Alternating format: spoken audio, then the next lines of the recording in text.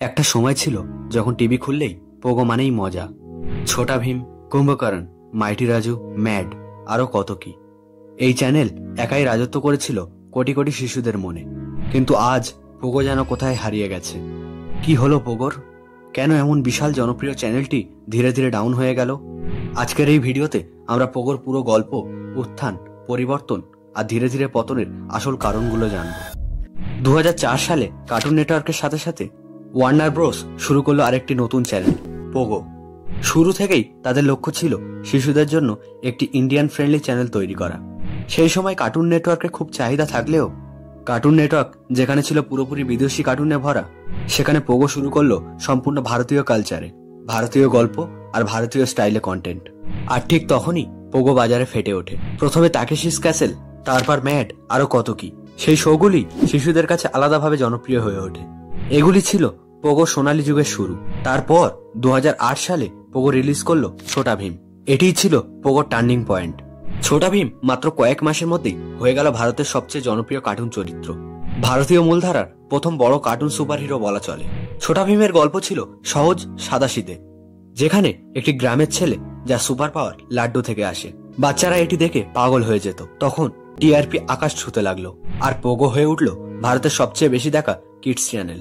কিন্তু এরপরই শুরু হলো সমস্যার মূল জায়গা। পোগো বুঝলো ভীম চলছে, তাই তারা আবার ভীম, মাইটি রাজু, কুম্ভকর্ণ সবকিছুকেই একদম একই ধাঁচে বানাতে লাগলো। ব্র্যান্ডিং একই, গল্প একই, চরিত্রের টাইপও একই। ফলে বাচ্চাদের কাছে কন্টেন্টগুলি আস্তে আস্তে একঘেয়ে হতে শুরু করে। যেখানে Cartoon Network Ben Ten, Pokemon, ninja হাতুড়ির মতো বিদেশি শক্তিশালী সমান ছিল, সেখানে পোগো সম্পূর্ণ নিজস্ব কন্টেন্টে আটকে যায়। ছোটা ভীমের একই এপিসোড, একই মুভি বারবার রিপিট টেলিকাস্ট করা শুরু হয়। আর টিভি অডিয়েন্সের সবচেয়ে বড় শত্রু হলো রিপিটেশন। আর পোগো ঠিক একই ভুলটাই করলো। তারপর যখন বাচ্চারা ইউটিউব আর ওটিটির দিকে ঝুঁকতে শুরু করলো, তখন কার্টুন নেটওয়ার্ক আর ডিজনি এরা তাদের কন্টেন্ট অনলাইনে আনলো। কিন্তু পোগো ঠিকমতো ডিজিটাল প্ল্যাটফর্মে নিজের জায়গা করে নিতে পারলো না। ছোটা ভীম নিজস্ব আলাদা ব্র্যান্ড হয়ে গেলেও পোগোর জনপ্রিয়তা আস্তে আস্তে কমতে লাগলো। কন্টেন্টে ডাইভার্সিটির অভাব, বারবার রিপিট টেলিকাস্ট, নতুন জেনারেশনের রুচি না বোঝা, তারপর কার্টুন নেটওয়ার্ক, হাঙ্গামা, ডিজনি এদের সাথে প্রতিযোগিতায় পিছিয়ে যাওয়া এবং ওটিটি প্ল্যাটফর্মে লেট এন্ট্রির কারণে মূলত আজ পোগো আর আগের মতো ব্র্যান্ড পাওয়ার ধরে রাখতে পারছে না।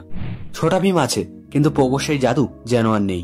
তবুও একটা কথা বলতেই হয়, আমাদের শৈশবের একটা বড় অংশ জুড়ে ছিল পোগো। ছুটির দিন মানেই ভীম, বিকেল মানেই ম্যাড, রাতে হাসির ডোজ ছিল তাকেশিস ক্যাসেল।